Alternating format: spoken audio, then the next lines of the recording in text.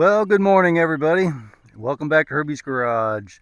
Today I'm out on my Lifan KPT 400, and I thought I'd stop and do my 1,500-mile review at a spot where I started my channel from. I bought a Lifan KPR 200 about 3 years ago, and that's what started my channel.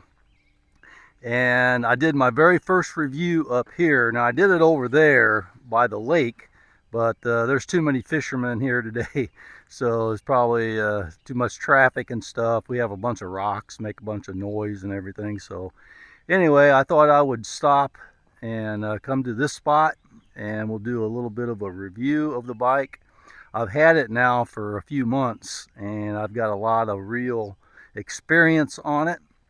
I'm not just a guy that buys a bike and has a garage queen. I actually ride my bikes, and I do all the maintenance myself. So let's talk about this a little bit. First off, I want to say that I've had several of the Lifan bikes. I've had the KPR was my first one. Then I got a KP Mini 150, a KP-V 150, and then a KPM 200, a KP X 250, and now the KPT 400. I had to think about all of them for a minute, but anyway, I have several of them still. I sold the KPR and I sold the KP Mini. I love both of those bikes, but you can't keep them all. But anyway, let's talk about this bike, and I'll go over it and I'll do a little walk around, show it to you, and I'll talk about all the good things, the bad things, or whatever you want to say, the things that may not live up to certain standards or whatever. We're going to be honest with this review, and we're going to look at it close. I'm going to show you all of the accessories I put on it, and tell you why I put them on and things like that. So let's get started doing a review.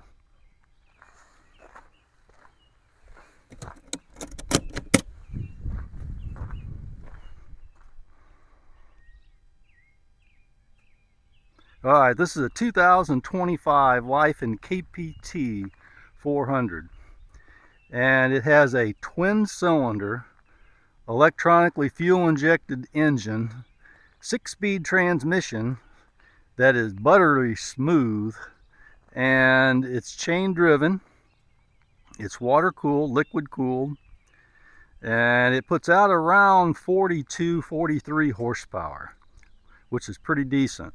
It has about 6 inches of ground clearance since this is an adventure bike. It has adventure bike tires on it, which are like 80% highway or street and 20% off-road. Has good sized luggage on it. And all these things come stock on it. The luggage comes stock. The top box and the side panniers is stock on the bike. The hand guards come stock on the bike. Windshield comes stock. This crash bar, whatever you want to call it, comes stock. So it comes with a lot of things. One of the beauties of this bike is that it does not have a key that you have to put in it every time you start it. It has a key fob. It's really nice. You just keep this in your pocket, and then all you got to do is hit the button, and the bike comes alive. And then over here is the start button. You just hit the start button and it fires up. Now you can see I've been out riding. I don't quite have 1,500 miles yet. I'm at 1,474, but I thought I was close enough. And I need to get some fuel. But like I say, I ride my bikes. It's got a clock up here, 6:59 in the morning. Got a water temperature, fuel gauge, and as you can see it's flashing and it's got the light on, so it's time to get some fuel. I still have, says 31, but the bike's on its side stand. I think I have about 85-mile range left on it. It's also got tire pressure monitors up here. That's awesome, I love that. It tells you your average miles per gallon, which this bike gets anywhere from, I don't know, low 50s to high 50s, even low 60s whenever I ride the interstate. Now, if I was to ride around town a lot, I'd get more than that. I'd probably get in the mid 60s, upper 60s. I've even seen 70s before. And it also tells you your range, how far you've gone, and of course your odometer. And it has a gear indicator, which I love. Some bikes don't have gear indicators. I love having a gear indicator, tell you what gear you're in. It has a 10,000 sweeping dial RPM that goes across here, and it sweeps all the way up to, 10,000 is the RPM. I've had it all the way up, is the red line. I've had it all the way up to 9,500. I've not made it into the red line yet. I've had the speed up into, I'm not going to say into the 90s. And it does cruise really well on the interstate. I have had no issues whatsoever on the interstate. I can cruise 75, 80, 85 and not have any problems whatsoever. It does have a USB port. This is the one down here that I use for my phone, as you can see. And we'll talk about some of the accessories on the bike. First, let's talk about the panniers. Now, these panniers, they're really nice because you could take your key that they give you, which is this one, and you can unlock it, and you don't have to unlock it every time you get in it. You just leave it unlocked, and you can get in it and get whatever you want out of it or whatever. And the top box itself up here, as you can see, I want to demonstrate you could put a helmet in there, a full-size helmet. Now, I've got other stuff in there too. If I didn't have the other stuff in there, it wouldn't be as full, but this is a Shoei Neotech modular helmet. It's a good size helmet, and it fits in the box. Even with the stuff I have in there, it fits in there. You got to push it down just a little bit, and then you can latch it, and it holds the helmet in there. That's awesome. So these boxes are really nice and sturdy. It's nice to have them on there. It's wonderful to have the reflective stickers on there so that people could see you. Now, with this key fob, it has a key in it, of course, like most fobs do. And this is how you unlock the gas tank, is with this. One other feature of that is down here, there's a key switch too. And you can unlock this and take your seat off. I really like having the ability to take the seat on and off with just a key and not have to have tools. That's really, really nice. Now, like with most bikes that have panniers and plastic and all that kind of stuff on it, when you have to do maintenance, it's a little bit of extra work to get to the engine, like to do a valve clearance check and adjustment. But once you figure out how the plastics come off and stuff like that, it's not that hard. I've had Gold Wings, I've had FJR, I've had Kawasaki Concords, I've had different bikes that you have to take the plastics off to do maintenance on, and this one's no different. But you just have to figure out the puzzle, and once you get that figured out, then you could do it. I'm the first one that I know of that's taken the plastics off of this bike and done the valve clearance check and adjustment. It's not that hard. And one wonderful thing about the valve clearance check on this engine is a lot of the modern engines have the shim and bucket feature on the valves. Well, this has the old style of the screw adjusters. Oh, that is so much easier.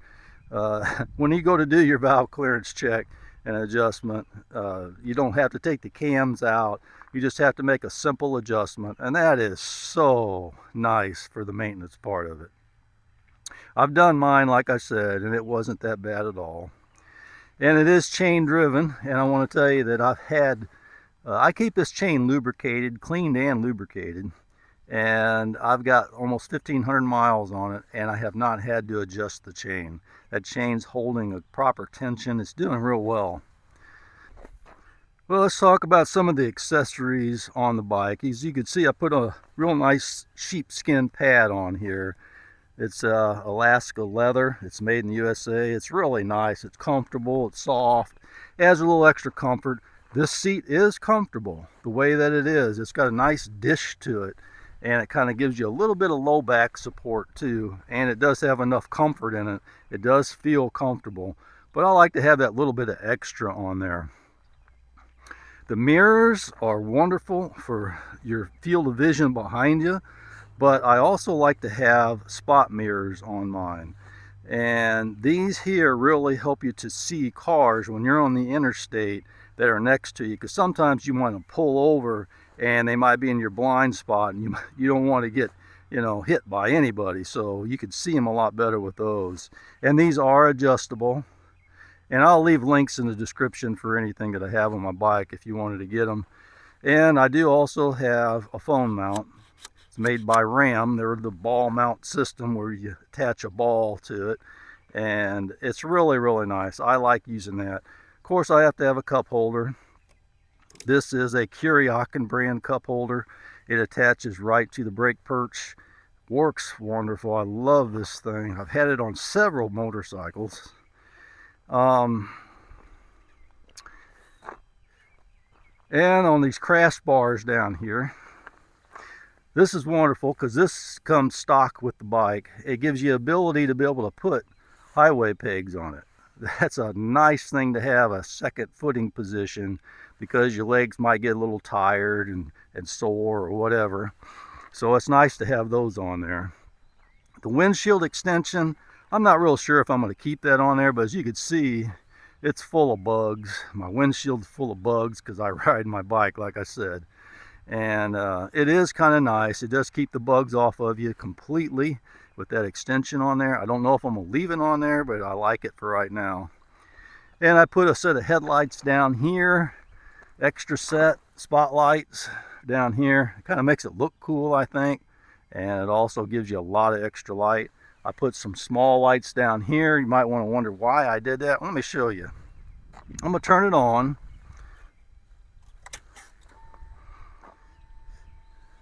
Now up here on the handlebars, I have a switch. Now if I hit the top part of it, it turns on my little yellow lights down there at the bottom. Now whenever you're riding on the highway, any little bit of extra thing you could get on your bike to give you visibility is kind of nice. And that's what that does. When I'm riding on the highway, people could see me with those lights on. It's really nice to have that, even during the day. But if I was to come up here and hit the other light, that turns on those spotlights. That gives it a good bright light, and it helps people to see me. So even during the day in heavy traffic, sometimes I'll turn those lights on so that people could see me.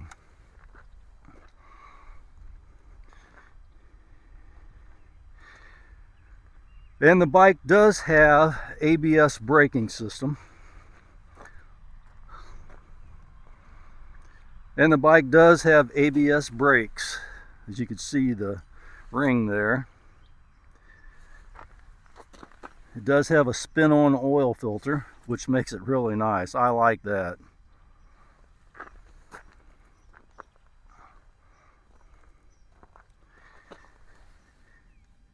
There's an oil viewing window.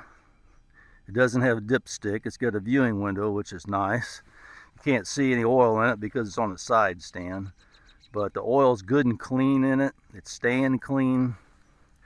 The suspension on the bike has been really good. I haven't had to adjust anything on it. I really think that the suspension works well for me, and I think it's comfortable.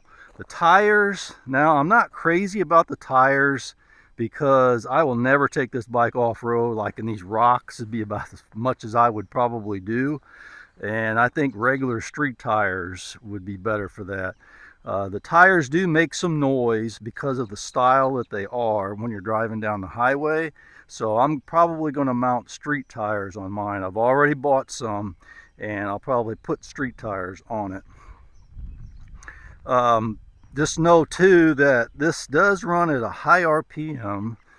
When you're going down the interstate at 70, 75, you're running probably 6,500 RPM at 75, and that's on the speedometer. 75 on the speedometer is going to run you about 70 GPS mile per hour, because it's off about 5 miles per hour, which doesn't bother me at all. It'll kind of keep you from getting a ticket more than likely. But the The bike will top out close to 100 miles per hour, so it can cruise, I'd say, any interstate in the United States. The highest mile per hour that I've seen in the United States, Utah and other places, is 80 mile per hour, and it would cruise 80, I think, pretty decent. And you know, I've had 6 Lifan bikes now, and they all share one thing, and that's dependability. They're all so dependable. I have not had any issues really with any of the Lifan bikes that I've owned. And this bike is at unbelievable value, I think, for $57.99 when you buy it from VenomMotorsportsUSA.com. That's where I got mine. You just can't beat the price. They ship it to you pretty much complete. You got to put handlebars on, the windshield, the panniers, and the top box, things like that. It's not that difficult to put together. It'll take you a couple hours, 2 or 3 hours, depending on your skill level. But I'm telling you, once you get this bike together and get it out on the road, you will be impressed. I mean, it is a nice motorcycle. I also put on some comfort grips, give me a little extra comfort and a little bit of extra feel on it, because, you know, if you get a little bit of arthritis in your hands, you start to get older, you know, it's kind of nice to have that little bit of extra big grip on it. And I haven't taken a passenger on my bike yet. It does have the seating area for a passenger. It does have a backrest. It does have a little bit of cushion to it. And it has foot pegs down here that fold down for the passenger. I don't know how the comfort would be on it for a passenger because I haven't had one yet. But it's there and available if you needed to. But I'd say my overall feeling of this bike is that it is a fantastic motorcycle. I really enjoy riding this bike.